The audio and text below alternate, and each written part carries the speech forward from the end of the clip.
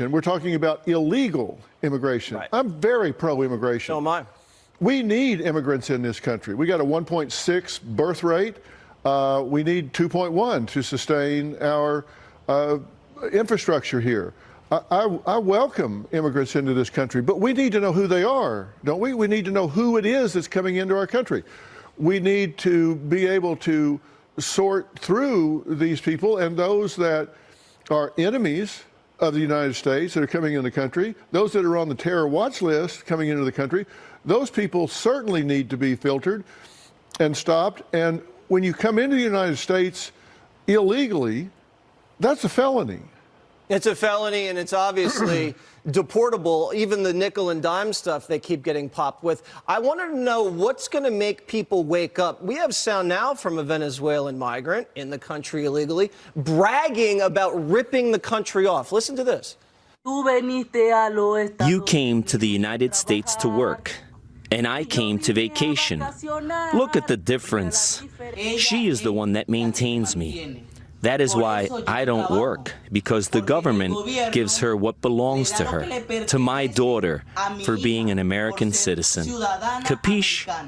I have no need to work because, well, guys like few of you, this little princess, for being American, already receives a lot of money.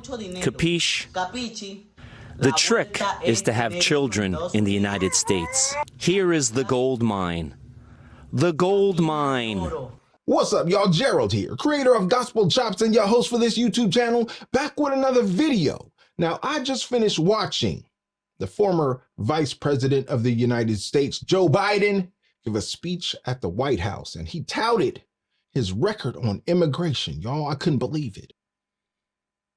I couldn't find a video here to bring it to y'all. I'm waiting on Fox News or MSNBC, somebody to turn the video around, but it is incredible if you watched it live, how this man got up and touted his successes on the immigration debacle.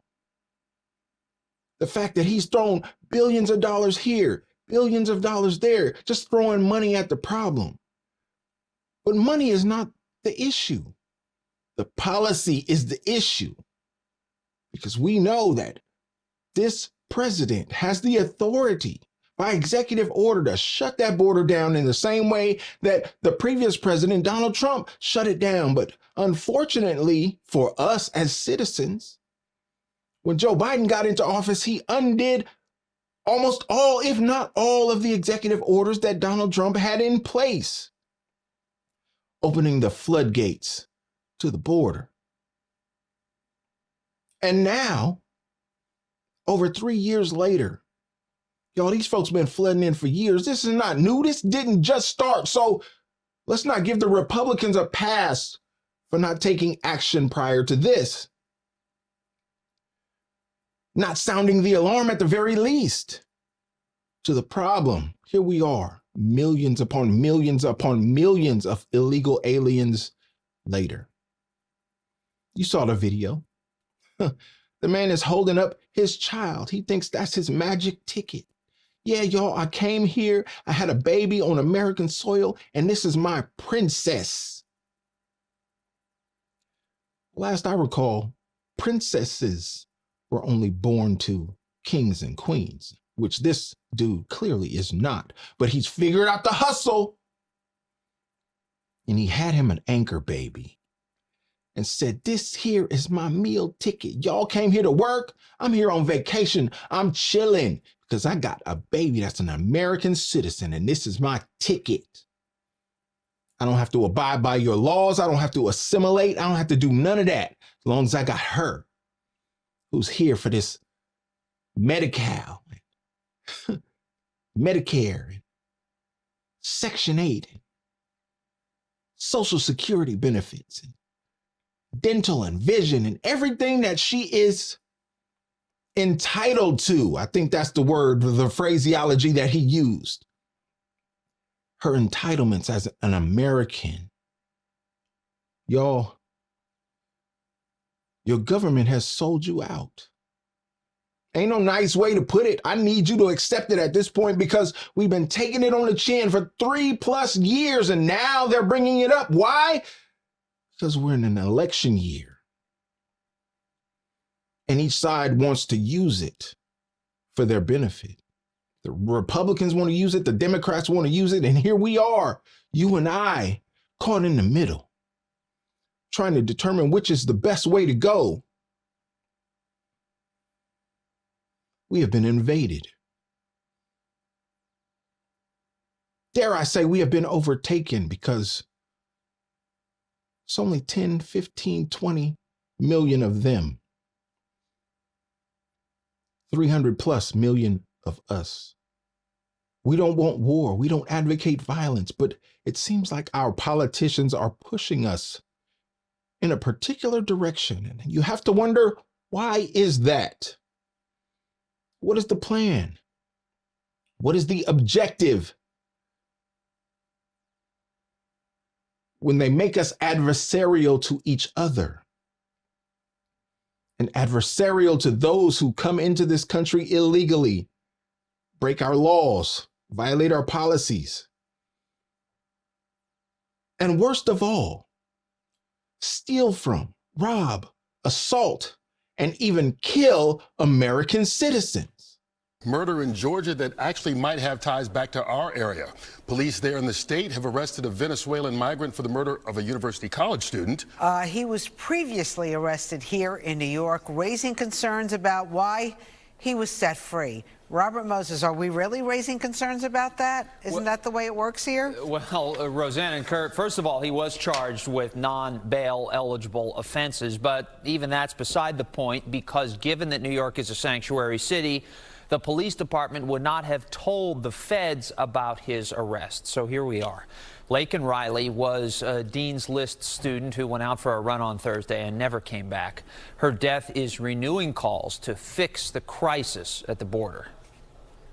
Immigration and Customs Enforcement confirms to Fox News that the NYPD arrested 26-year-old Jose Antonio Ibarra in September and charged him with acting in a manner to injure a child less than 17 and a motor vehicle license violation. 1 year earlier, Ibarra, a Venezuelan national, had illegally entered the U.S. near El Paso. Last week, police arrested him for the murder of Laken Riley, a 22-year-old nursing student at Augusta University. She was found dead near a lake on the campus of the University of Georgia, where she had previously attended. Ibarra appeared in court on Saturday, but he was not seen on camera. A judge denied his bond. Ibarra's wife told the New York Post that she and Ibarra married so they could join their asylum cases.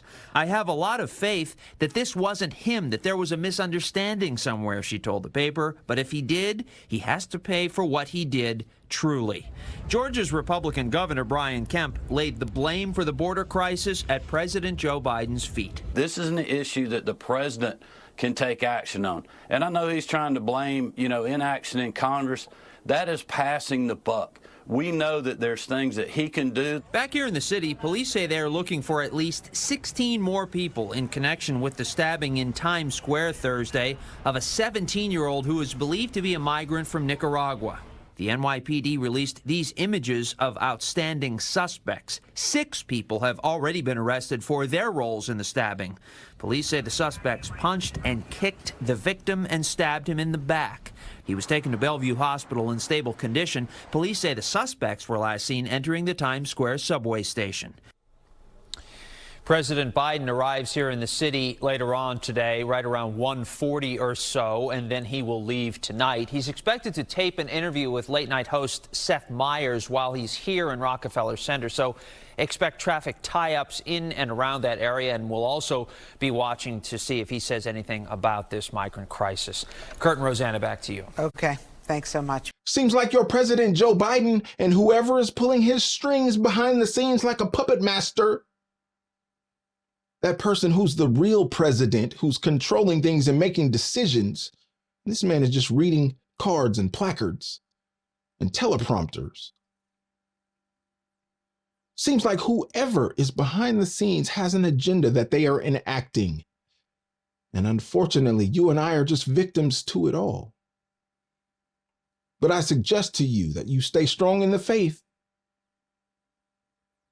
Keep your head up and know that God has got your back in this political battle as we embark upon 2024. It's my projection that things are only going to get worse in this scenario. But I hope that you can stay strong as we face this onslaught together. Y'all, what do you think about this video?